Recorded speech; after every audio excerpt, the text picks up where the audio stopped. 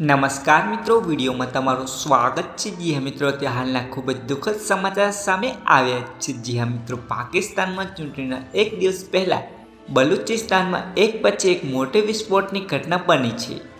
અહેવાલ અનુસાર એક રાજકીય પક્ષના કાર્યાલયને નિશાન બનાવતા એક વિસ્ફોટક કરાયો હતો, જેમાં 15 લોકોના મૃત્યુ થયા છે, જ્યારે બીજો વિસ્ફોટ ઉમેદવારના કાર્યાલયને નિશાન બનાવીને કરવામાં આવ્યો હતો, જેમાં 13 લોકોના મોત થયા હતા। પ્રથમ બ્લાસ્ટમાં 15 જેટલા લોકો ઘવાયા હતા, જ્યારે બીજા બ્લાસ્ટમાં 10 લોકો ઘવાયા છે। મળતી માહિતી મુજબ પાકિસ્તાનમાં સામાન્ય અને પ્રાદેશિક ચૂંટણી યોજવામાં આવી રહી છે, તેવા જ સમયમાં આ વિસ્ફોટની ઘટના બની છે। બીજી બાજુ પીટીઆઈ પાર્ટીના પ્રમુખ ઇમરાન ખાન સામે એક પછી એક ચુકાદા અને મોટી કાર્યવાહીના પગલાં માટે આ ચૂંટણીમાં ગેરરીતિ થવાની ચિંતા વધી ગઈ છે।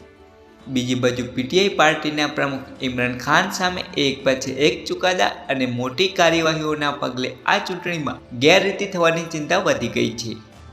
તો મિત્રો, આવી જ અપડેટો મળતી રહેશે, પરંતુ તમે ચેનલ પર નવા આવ્યા હોય તો વિડીયો લાઇક કરી ચેનલને સબસ્ક્રાઇબ કરવાનું ભૂલતા નહીં। ધન્યવાદ।